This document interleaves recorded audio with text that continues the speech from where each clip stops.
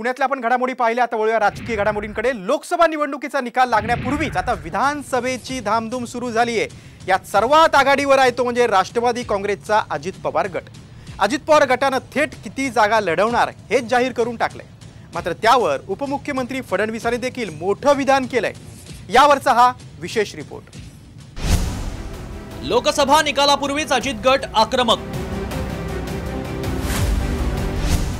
अजित गटाला विधानसभेत हव्यात 80-90 जागा। अजित गटाचा विधानसभेत सन्मान राखणार।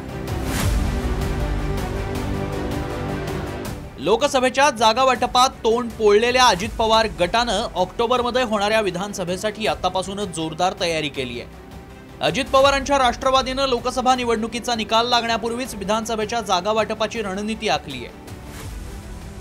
नाशिक लोकसभा उमेदवारीच्या स्पर्धेतून माघार घ्यावी लागलेले ज्येष्ठ मंत्री भुजबळांनी जाहीरपणे विधानसभेसाठी 80 ते 90 जागांची मागणी केली आहे। सत्तेत सहभागी होताना तसा शब्द दिल्याचा दावा भुजबळ करायला विसरले नाहीत। जे लोकसभेत झालं ते विधानसभेत होऊ देऊ नका अशी परखड सूचनाही त्यांनी अजित पवार आणि प्रफुल्ल पटेलांना केली आहे।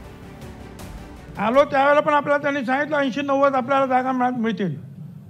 यावेळेला जी काही खटपट झाली ती खटपट पाहता पुढेही खटपट होता कामा नये। आम्हाला एवढ्या जागा मिळाल्या पाहिजेत हे त्यांना आपल्याला सांगावं लागेल। तेवढ्या मिळाल्या तर 50-60 निवडून येणार हो। आणि फक्त आता तुमच्या 50च आहे, मग 50च गेलं त्याच्याला काही गाळायला म्हणजे आणखी खाली यायचं आपलं काम, तर तसं होताच कामा नये। त्यामुळे आता त्याला सांगून टाका बाबा की हे आम्हाला आमचा वाटा जो आहे हा आम्हाला मिळाला। भुजबळांनी जाहीर भाषणात ही भूमिका मांडल्यामुळे पटेलांनाही कार्यकर्त्यांसमोर जे लोकसभेत घडलं ते विधानसभेत घडणार नाही असं आश्वासन द्यावं लागलं। जसं लोकसभेचं चित्र आहे तसं राहणार नाही भुजबळ साहेब। एवढी खबरदारी दादांनी पण घेतली आहे, सगळ्यांनी जबाबदार लोकांनी घेतली आहे।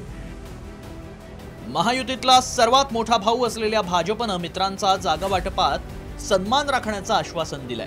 मात्र भाजप हा सर्वात मोठा पक्ष आहे हे सांगायलाही उपमुख्यमंत्री फडणवीस विसरले नाहीत।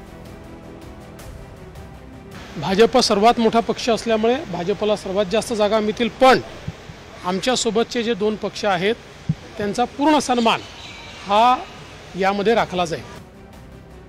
लोकसभेसाठी अजित पवारांना अक्षरशः मित्रपक्षांकडून उमेदवार आयते करावे लागले। स्वपक्षातले केवळ 2च उमेदवार निवडणुकीच्या मैदानात आहेत।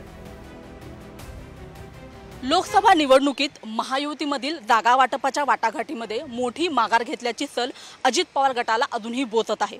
त्यामुळे अजित पवार गटाने येणाऱ्या विधानसभाच्या निवडणुकीवरती संपूर्ण लक्ष केंद्रित केल्याचं दिसतंय।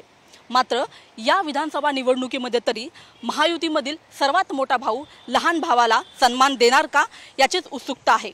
सुनील काळेसह रुपाली बडवे, साम टीव्ही, मुंबई।